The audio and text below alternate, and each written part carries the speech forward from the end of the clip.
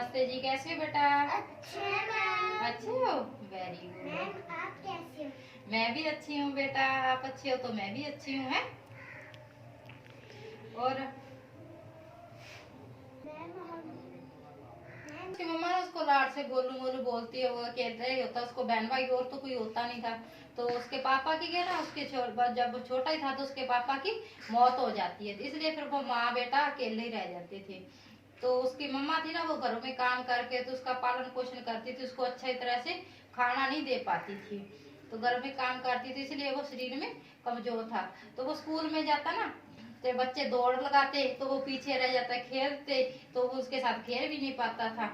तो एक दिन वो अपनी मम्मा को आकर बोला कि मम्मा तुम मेरे ना, आप ना मुझे दूध लस्सी और मक्खन नहीं देती है, मैं कमजोर हूँ इसलिए तो मैं बाकी बच्चों से पीछे रह जाता हूँ। उसकी मम्मा ने बोला कि बेटा अपने गरीब अपने को तो 2 वक्त की रोटी नसीब बड़ी मुश्किल से हो पाती है, तो मैं आपको दूध लस्सी और मक्खन आपको मैं कहाँ से दूं? तो तेरे को कमजोरी को दूर करना है ना, तो तू अपनी तेरी नानी के यहाँ चला जा, उनके घर पे गाय भैंस है। तो इसलिए उसने क्या किया कि अच्छा मैं मम्मी नानी के पास चला जाऊंगा। तो उसकी मम्मी ने क्या किया, तो अगले दिन ना सुबह उसको ना उसकी नानी के पास जाने के लिए उसको ना रेडी कर दिया, उसना खाना बना के दे दिया, और खाने के साथ उसके पास सब गरीब होने के कारण उनके पास सब्जी तो थी नहीं, तो उसने ना अचार के पीस दे दी उसको, आम का अचार रख के दे दिया रोटी पे। दूसरे दिन क्या हुआ कि दूसरे दिन नानी के पास जाने के लिए तैयार, मैंने उसको जो भी घर पे था खाने के लिए उसको दे दिया। उसने की मम्मा ने बताया जब वो नानी के पास बेटा तो जाएगा ना, रास्ते में जंगल आएगा, तो जंगल में से ना किसी भी जानवर से मत डरना। तो उसने क्या कहा, वो उसको मम्मी की बात याद है कि जंगल में से जब वो गुजर रहा था ना, तो उसके सामने से एक चीता आ गया, तो उसको मम्मी की कही हुई बात याद आ गई कि किसी भी जंगल में किसी भी जानवर से ना मुझे डरना नहीं है। तो मम्मी की कही बात को याद रखते हुए उसे आगे से आया चीता, तो चीते को भूख लगी थी, चीते ने उसको बोला ना कि मेरे को भूख लगी हुई है तो मैं तेरे को खाऊंगा। तो उसने आगे चीते को क्या जवाब दिया कि मैं तो पतला सा हूँ, कमजोर सा, तू मेरे को खा भी लेगा, तेरी भूख तो मिटेगी नहीं। तो उसने क्या बोला कि मैं ना नानी के पास जा रहा हूँ, नानी के पास जाऊंगा, लड्डू पेड़े खाऊंगा, मोटा होके आऊंगा, तू फिर मुझे खा लेना।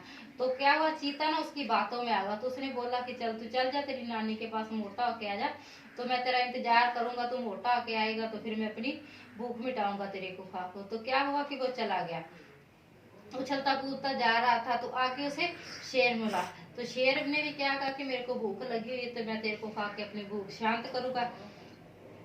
उसने कहा कि तेरी भूख, मेरे को खाने से तेरी भूख तो मिटेगी नहीं। तो उसने आगे से फिर वही जवाब दिया, मैं नानी के पास जाऊंगा, लड्डू पेड़े खाऊंगा, मोटा होके आऊंगा, फिर तू मुझे खा लेना, तो अपनी भूख अपनी शांत कर लेना। उसने कहा अच्छा। शेर भी उसकी बातों में अगर चीता भी, तो क्या हुआ इतने में जंगल से वो गुजर गया, तो नानी के पास पहुंच गया। नानी के मामा है तो सभी को बड़ा अच्छा लगा कि नानी को लगा कि मेरा दोता आया हुआ है, तो उसने उसको दूध लस्सी घी मक्खन दिया, तो वो थोड़े ही दिनों में मोटा ताजा हो गया। तो सभी ने उसको अच्छे बड़ा लाड़ प्यार किया, नानी के गांव गया तो थोड़े दिनों में मोटा ताजा हो गया। तो फिर उसने क्या बोला कि नानी अब मैं मम्मी के पास जा रहा हूँ, तो फिर वो वापिस आ रहा, तो फिर उसी जंगल में से वो गुजर रहा था। तो उसको वो बात याद आ गई कि मैं इसको वादा करके गया था चीते और शेर को कि जब मैं वापिस आया ना मोटा ताजा होके आऊंगा तो फिर तुम खा लेना। तो इसी बात के डर से वो ना छुपता छुपाता हुआ ना जंगल में से गुजर गया, निकल आया और अपनी माँ के पास पहुंच गया। तो उसकी मम्मा को वो मम्मा उसकी पहचान ही रही थी कि मेरा पहले वाला जे गोलू मोलू है। तो अपनी मम्मा के पास सही सलामत तो पहुंचा, तो उसकी मम्मा उसको मिलके बहुत खुश हुई, और उसकी आंखों में खुशी के आंसू आ गए कि मेरा बेटा मेरे को मिल गया और मोटा तगड़ा होके आ गया। तो कहानी सुन के कैसा लगा? अच्छा लगा। अच्छा लगा, मजा आया? Yes ma'am. तो फिर क्लैपिंग तो